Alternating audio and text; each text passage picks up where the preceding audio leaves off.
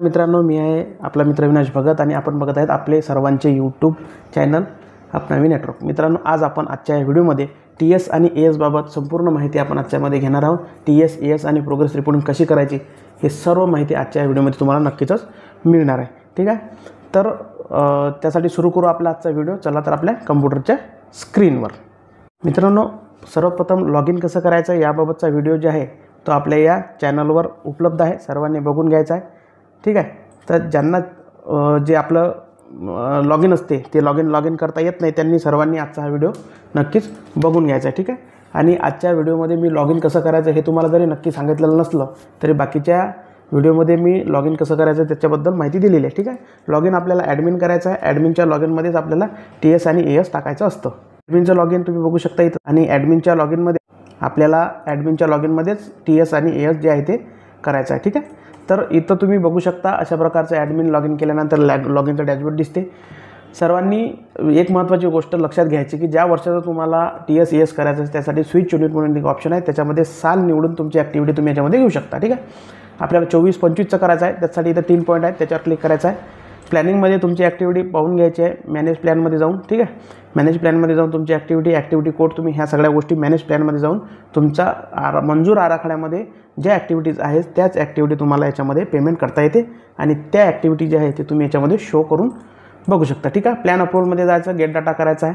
त्याच्यानंतर इथं आयचं एक ऑप्शन आहे, व्ह्यूमध्ये जाऊन तुमचा पूर्ण आराखडा जे काही ॲक्टिव्हिटीज आहेत ते सर्व याच्यामध्ये बघू शकता. ठीक आहे, जे तुमची ॲक्टिव्हिटी आहे तिचा हा इथं ॲक्टिव्हिटी कोड मराठीमध्ये नाव दिलेलं आहे, इंग्लिशमध्ये ते ॲक्टिव्हिटी नेम दिलेलं आहे, इथं कॉस्ट दिलेली आहे.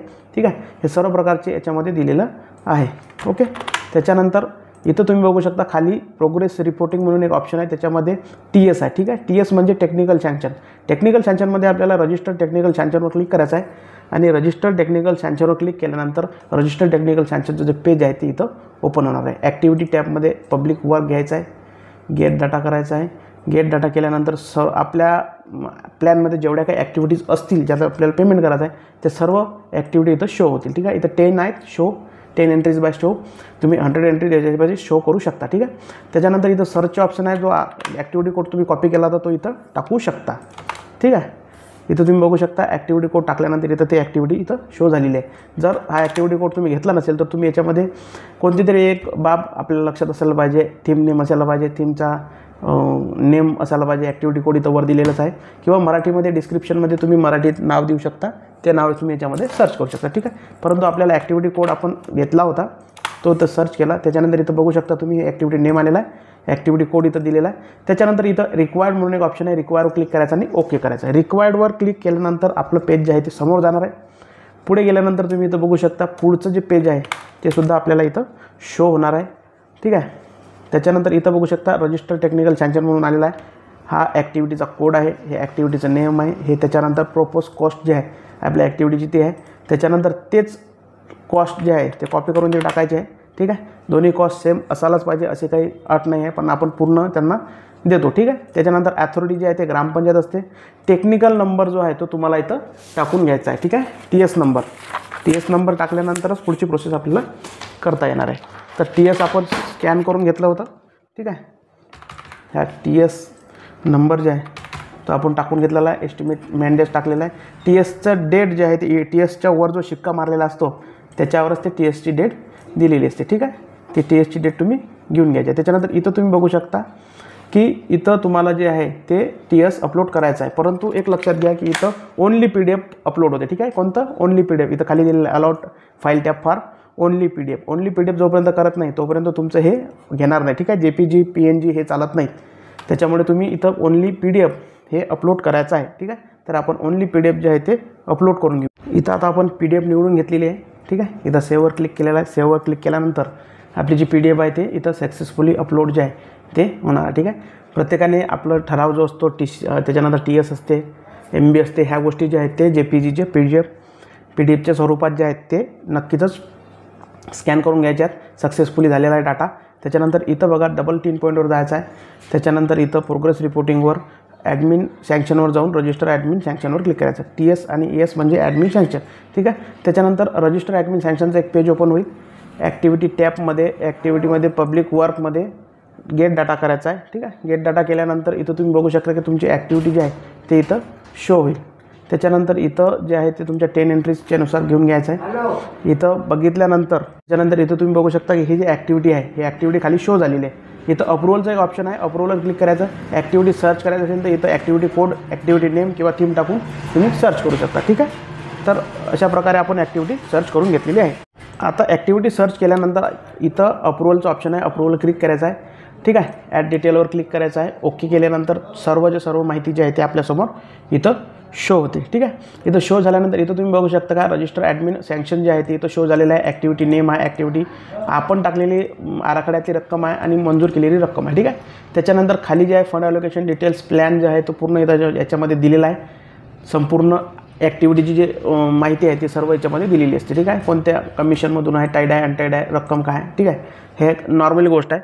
त्याच्यानंतर एडिट फंड अलोकेशन जे आहे ते तुम्ही याच्यामधून चेंज करू शकता, परंतु कोणत्याही प्रकारचा चेंजेस याच्यामध्ये करायचं नाही.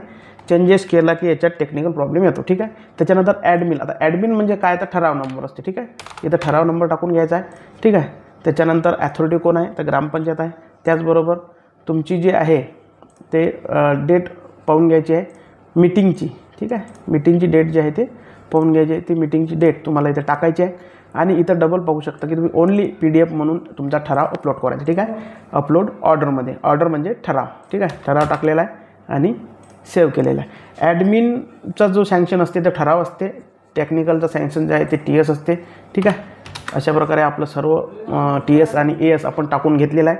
आता याच्या पुढची जे प्रोसेस आहे, याच्या पुढची प्रोसेस आपल्याला इथं प्रोग्रेस रिपोर्टिंगमध्ये आणि रजिस्टर प्रोग्रेस रिपोर्टिंगमध्ये जायचं आहे. ठीक आहे. साईडमध्ये टेक्निकल प्रॉब्लेम आहे, तुम्हाला थोडासा दिसत असेल नक्कीच.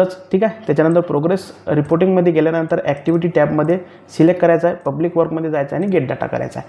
आता ॲक्टिव्हिटी कोड महत्त्वाचा का आहे हे मी तुम्हाला सांगतो, कारण की आता याच्यामध्ये बघू शकता की तुमच्या झालेल्या कामाच्या बऱ्याच ॲक्टिव्हिटी याच्यामध्ये दिसतील.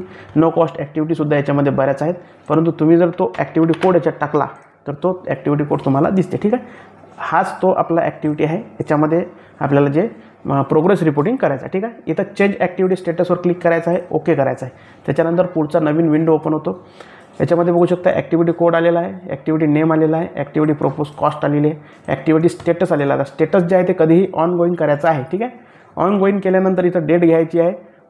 ठराव आपला 8व्या महिन्यातला होता, त्याच्यामुळे 9व्या महिन्यात आपण काम चालू केलेलं आहे. ठीक आहे. अशा प्रकारे आपण सेव्ह केलेलं आहे. ठीक आहे. कधीही ठरावाच्या आधी काम करत नाहीत. ठीक आहे. त्याच्यानंतर डबल पब्लिक वर्क घ्यायचा आहे, याच्यामध्ये गेट डाटा करायचा आहे त्याच्याचमध्ये. ठीक आहे. प्रोग्रेस रिपोर्टिंगमध्ये परत गेट डाटा आणि गेट डाटा केल्यानंतर इथं आपल्यासमोर जे आहे ते एंट्री शो होईल. इथं तुम्ही बघू शकता का चेंज ॲक्टिव्हिटी स्टेटस जे आहे ते झालेलं आहे. इथं फिजिकल प्रोग्रेस रिपोर्टिंग जे आहे ते आपल्याला इथं घ्यायचं आहे. तर फिजिकल प्रोग्रेस रिपोर्टिंगवर क्लिक करायचं. इथं फायनान्शियल कधीही क्लिक करू नये आणि त्याच्यामध्ये कोणत्या प्रकारचा चेंजेस करायचा नाही. ठीक आहे. आपण इथं बघू शकता इथं आपली ॲक्टिव्हिटी जी आहे ते नक्कीच शो होईल आणि त्याच्याबद्दलची संपूर्ण माहिती जी आहे ते आपल्याला इथं बघायला मिळणार आहे. तर इथं आपण बघू शकतो अशा प्रकारे ॲड फिजिकल प्रोग्रेस रिपोर्टिंगचा ऑप्शन याच्यामध्ये आलेला आहे. ॲक्टिव्हिटी कोड आलेला आहे, नाव आलेलं आहे, जे फोकस एरिया आहे, सर्व माहिती त्याच्यामध्ये दिलेली आहे, कॉस्ट दिलेली आहे. आता इथं बघू शकता खाली नवीन एक ॲक्शन आलेला आहे. ॲक्शनमध्ये तुम्हाला वर्क जे आहे ते ऑन गोईंग कधीही वर्क दाखवायचं आहे. ठीक आहे. ऑन गोईंग ऑनसेट वर्क केलं. त्याच्यानंतर तारीख घ्यायची आहे. आपण सप्टेंबरमध्ये ॲक्टिव्हिटी चालू केली होती, इथं ऑक्टोबरमध्ये आणखी पुढची फिजिकल प्रोग्रेस चालू आहे. आता इथं कॉस्ट दिलेली आहे. ठीक आहे. असेट डिटेलमध्ये युनिट जनरल कॉस्ट म्हणजे पूर्ण रक्कम टाकायची आहे. ठीक आहे. इथं पूर्ण रक्कम टाकून घ्यायची किंवा हे डायरेक्ट तुम्ही कॉपी करून सुद्धा याच्यामध्ये टाकू शकता. त्याच्यानंतर इथं अवेलेबल मॅनडेज जे आहे ते 180 किंवा तुमच्या हिशोबानं 2 महिने 3 महिन्याचं तुम्ही ते वर्कच्या हिशोबावर तुमचं मॅनडेज असते, त्याच्यामुळे तुम्ही टाकू शकता. इथं नो ठेवायचं आहे नक्कीच. ह्याच्यामध्ये येस नाही करायचं आहे, नोच ठेवायचं आणि सेव्ह करायचं आहे. अशा प्रकारे तुम्ही बघू शकता आता आपली ॲक्टिव्हिटी जी आहे ते सेव्ह होणार आहे आणि अशाच प्रकारे आपलं TS, AS आणि प्रोग्रेस रिपोर्टिंग करायचं आहे, जेणेकरून आपल्याला कोणत्याही प्रकारचा पेमेंटला प्रॉब्लेम होणार नाही. त्याच्यानंतर याच्या पुढची जी स्टेप आहे ते आहे जिओटॅग मॅपिंग. ठीक आहे. हे जे वर्क आहे आता आपण जे काम केलेलं आहे या कामाचं जिओटॅग मॅपिंग जे आहे ते आपल्याला याच्यानंतर करायचं आहे. तर ते जिओ टॅग मॅपिंग हे प्रोग्रेस रिपोर्टिंग झाल्याशिवाय तुमच्या जिओ टॅगला ही ॲक्टिव्हिटी जात नाही आणि जोपर्यंत ही ॲक्टिव्हिटी जिओ टॅग मॅपिंगला जात नाही तोपर्यंत तुमचं पेमेंटला ती ॲक्टिव्हिटी येणार नाही. ठीक आहे, सेव्ह सक्सेसफुली झालेला आहे, ओके करायचं आहे.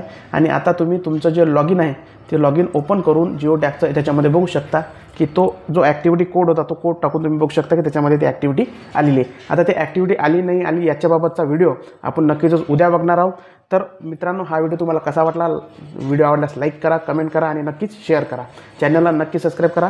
हा व्हिडिओ आपल्या प्रत्येक मित्रापर्यंत पाठवा जेणेकरून त्याला याबाबतची माहिती होईल. आणि कोणत्याही प्रकारचा प्रॉब्लेम असल्यास कमेंट करा. भेटू आता आपण पुढच्या व्हिडिओमध्ये. तोपर्यंत धन्यवाद.